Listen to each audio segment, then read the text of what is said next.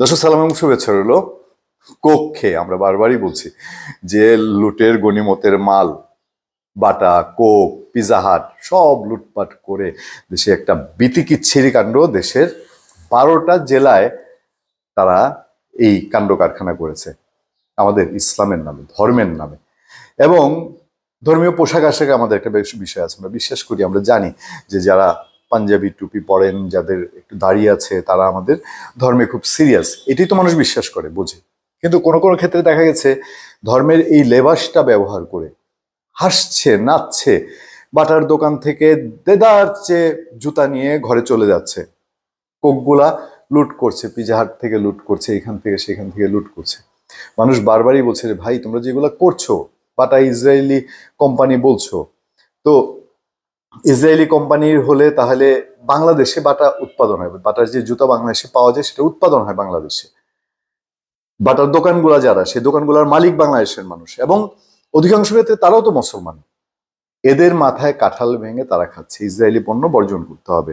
আমি অনেক কন্টেন্টে বলেছি, বাংলাদেশের অনেক মানুষ স্বতঃস্ফূর্তভাবে এটা বর্জন করেছে।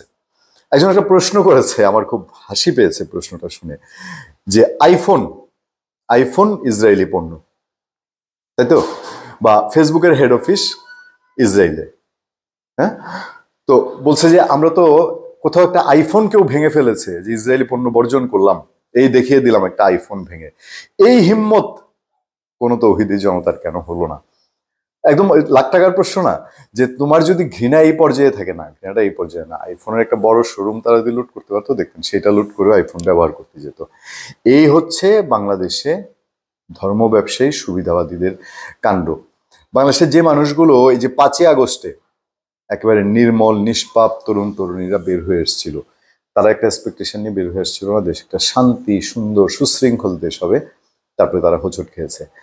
এই যে নির্মল মানুষগুলো, মুসলমান মানুষগুলো ইসরায়েলের বিরুদ্ধে ক্ষোভ ঘৃণা প্রকাশের জন্য তারা রাজপথে বেরিয়ে আসলো। বেরিয়ে এসে যখন দেখলো তাদের মাথার উপরে কাঁঠাল ভেঙে একদল আগে থেকেই ঘাপটি মেরেছিল এই কাঁঠাল, এই শাবল, হাতুড়ি এবং ব্যাগ নিয়ে, যে বাটার দোকান লুট করবে, আগের থেকে পরিকল্পনা, আর মাঝখান দিয়ে এসে এখন গ্রেফতার হচ্ছে। সারা দেশে 10-12টা মামলা অলরেডি হয়েছে, সিসি ফুটেজ দিয়ে দেখা হচ্ছে সবই ঠিক। কিন্তু আমি দেখলাম পত্রপত্রিকায় একটা নিউজ করা হয়েছে, যে বাংলা ট্রিবিউনে পড়ছিলাম, যে এই লুটপাটের এটা একটা কালচার দাঁড়িয়ে গেছে। এটা 5 আগস্টের পর থেকে একটা শ্রেণী দাঁড়িয়ে গেছে, কখনো ধর্মের নামে, কখনো রাজনীতির নামে, কখনো ফেসিবাদের কথা বলে, যে এ ফেসিবাদী, এইসব কথা বলে লুটপাটটাই তাদের মেইন টার্গেট। তাহলে প্রশ্ন হলো, আমাদের আইন শৃঙ্খলা বাহিনী কোথায়? তারা কি আগে থেকে এইসব তথ্য পায় না? নিশ্চয়ই পায়, না পাওয়ার তো কোনো কারণ নেই। পেয়ে তারা কেন এদেরকে আগে ব্যবস্থা নেয় না? নাকি শস্যের মধ্যে ভূত আছে, গোড়ায় কোনো গলদ আছে? গোড়ায় গলদ না থাকলে তো এরকম পরিস্থিতি হওয়ার কথা না।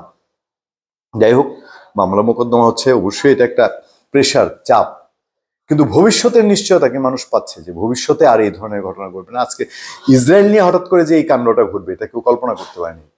তো আজ ইসরায়েল নিয়ে, কালকে কি ভারত নিয়ে, আওয়ামী লীগ আমলে তো মোদী নিয়ে কত কাণ্ড ঘটে গিয়েছিল। এরকম তককে তককে আর কেউ বসে আছে আর সামনে এই ধরনের কাণ্ড কারখানা করার জন্য? ধন্যবাদ সবাইকে, ভালো থাকবেন, সুস্থ থাকবেন, সত্য, করুণা এবং সহনশীলতার সাথে আপনার সাথে নিয়ে আতিক রহমান পূর্ণিয়া।